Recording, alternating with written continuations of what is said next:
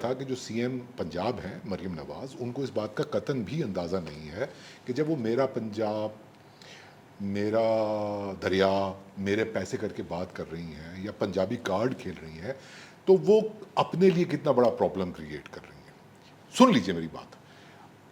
ایسا بالکل تاثر آپ نے درست فرمایا کہ پنجاب اور سندھ آمنے سامنے کھڑے ہو گئے، یا پنجابی نیشنلزم اور سندھی نیشنلزم آمنے سامنے کھڑا ہو گیا۔ یہ نیشنلزم اتنی گندی چیز ہے، فل آف فیشزم، ٹھیک ہے نا، شناخت کی سیاست پر جب آپ اس ڈگر پہ چلتے ہیں اور بروجوازی نیشنلزم کو اپنی آئیڈینٹی بنا کے آگے بڑھتے ہیں تو اس میں ماسوائے نفرت کے اور ان لاجیکل باتوں کو ڈیفینڈ کرنے کے آپ کے پاس چارہ کوئی نہیں بچتا ہے۔ میں سندھی نیشنلزم کے اوپر بات نہیں کرنا چاہتا،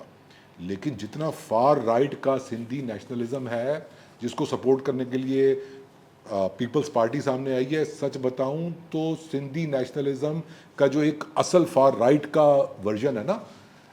جو جی ایم سندھ سے سٹارٹ ہوتا ہے یا پلیجو صاحب تھے یا اور لوگ ہیں، ابھی بھی میں جانتا ہوں بہت سارے جو وہاں پر فار رائٹ کی آئیڈینٹی پالیٹکس کرنے والے لوگ ہیں جو لگتے بہت پروگریسو ہیں، آرٹ، لٹریچر، پوئٹری کی بات کرتے ہیں، لیکن یہ اپنی اصل میں نیشنلزم جو ہے وہ ایک انتہائی رائٹسٹ اپروچ ہے۔ پیپلز پارٹی افورڈ نہیں کر سکتی ہے۔ پیپلز پارٹی کا جو پیپلز پارٹی ایک سینٹر رائٹ کی جماعت ہے اس مرسو وقت، مرسو سندھ نہ ڈیسوں نہیں وہ اتنا کر سکتی ہے۔